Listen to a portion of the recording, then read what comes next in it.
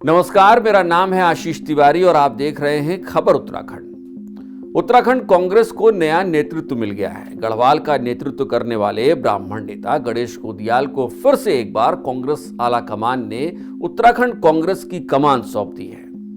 अब सवाल यह है कि क्या गणेश गोदियाल के फिर एक बार नेतृत्व संभालने के बाद कांग्रेस में नई ऊर्जा आएगी?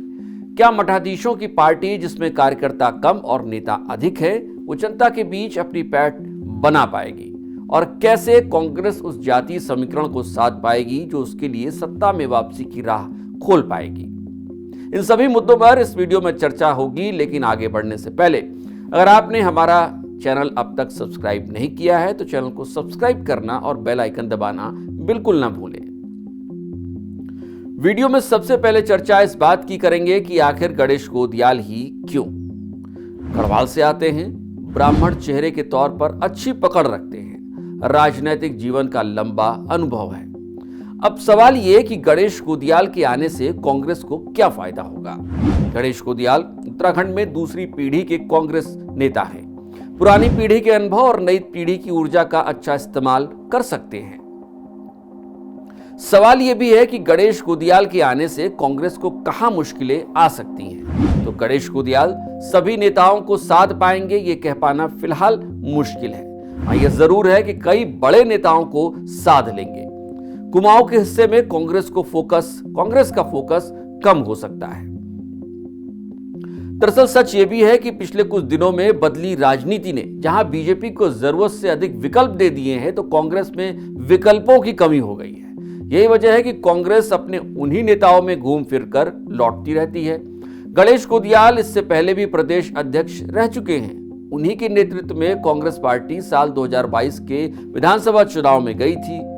हालात ये हुए कि कांग्रेस अपने सबसे बुरे दौर में पहुंच गई। उस गढ़वाल रीजन में कांग्रेस कोई कमाल नहीं कर पाई जहां से गणेश गोदियाल खुद आते हैं। हालांकि इस बार भी ऐसा होगा ये कह नहीं सकते, लेकिन यह समझना होगा कि आखिर कांग्रेस ने गढ़वाल के नेता को फिर एक बार इतनी तवज्जो क्यों दी होगी। तो इसे समझने के लिए आपको गढ़वाल रीजन में विधानसभा सीटों का हिसाब किताब समझना होगा। गढ़वाल रीजन से विधानसभा की कुल तकरीबन 40 सीटों के आसपास आती हैं। 22 के चुनाव में कांग्रेस यहां पिछड़ गई। अब कांग्रेस का निशाना यही सीटें होंगी। मैं कांग्रेस हाईकमान का, आदरणीय हमारे राष्ट्रीय अध्यक्ष खड़गे जी का, आदरणीय राहुल जी का, आदरणीय वेणुगोपाल जी का, आदरणीय शैलजा जी का और हमारे जो सेक्रेटरीज हैं, जो सह सचिव हैं, सह प्रभारी हैं, उन सब का मैं और स्टेट लीडरशिप का मैं धन्यवाद ज्ञापित करता हूं कि उन्होंने विश्वास फिर व्यक्त किया और सभी को, जो हमारे निवर्तमान अध्यक्ष हैं उनको भी एकोमोडेट किया राष्ट्रीय स्तर पर। प्रीतम सिंह जी को भी बहुत बहुत बधाई कि वो कैंपेनिंग कमेटी के चेयरमैन बने, हरक सिंह जी मैनेजमेंट कमेटी के चेयरमैन बने। तो सबको बधाई और एक संतुलित टीम के साथ हम लोग आगे आने वाले चुनाव में जाएंगे। हमारे पास अभी समय है कि हम प्रदेश की जनता के पास अपने निवेदन को लेकर घर घर तक पहुँचें। मेरा ये प्रयास रहेगा कि हम सब लोग मिलकर प्रदेश की आकांक्षा के अनुरूप इस तानाशाही और भ्रष्टाचार में लिप्त सरकार को जड़ से उखाड़ फेंकें और यहाँ पर कानून का राज स्थापित करें। कांग्रेस के लिए एक अहम बात और हुई है, वो है हरक सिंह रावत की संगठन में वापसी। हरक सिंह रावत भी गढ़वाल से आते हैं और कांग्रेस पे अपने को फिर से साबित करने में लगे हुए हैं। गणेश गोदियाल से फिलहाल उनकी अच्छी दोस्ती है। हरक सिंह रावत का साथ मिलने से गणेश गोदियाल के लिए एक बोनस पॉइंट मिला है और वो ये है कि हरक सिंह रावत का कुछ सालों तक बीजेपी में रहना। चूंकि हरक सिंह रावत को बीजेपी के कई नेताओं की राजनीतिक कमजोरियों का पता है, ऐसे में गणेश गोदियाल को इस बार हरक सिंह रावत से इस मामले में मदद मिल सकती है।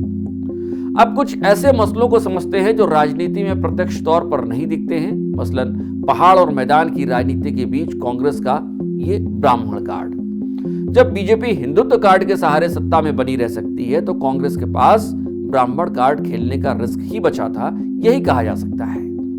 सवाल यह है कि क्या ये कार्ड चलेगा? उत्तराखंड में कांग्रेस के बड़े नेता और पूर्व मुख्यमंत्री हरीश रावत पिछले कुछ वक्त से अपने बयानों में ब्राह्मणों के प्रति अपना प्यार उड़ेल रहे थे।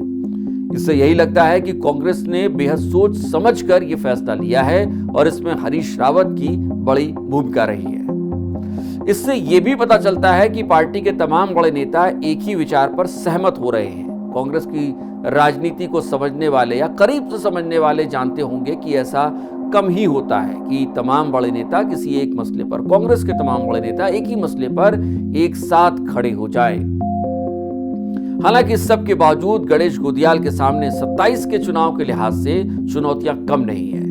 बीजेपी का बड़ा संगठन, नेताओं की मजबूत पकड़ हर कदम पर गणेश गोदियाल का इम्तिहान तो लेंगी ही। इन्हीं चुनौतियों के बीच पता चलेगा कि कांग्रेस के इस ब्राह्मण कार्ड का इस सूबे की जनता पर क्या असर हुआ है। क्या लगता है आपको, इस ब्राह्मण कार्ड का क्या असर होगा? कमेंट बॉक्स में जरूर बताइएगा। इस मसले पर हम कुछ और वीडियो भी जल्द आपके सामने लेकर आएंगे जो कांग्रेस की सियासत को और बेहतर तरीके से बताएंगे। चलते चलते अगर अब तक आपने हमारे चैनल को सब्सक्राइब नहीं किया है तो चैनल को सब्सक्राइब करना और बेल आइकन दबाना बिल्कुल मत भूलिएगा। नमस्कार।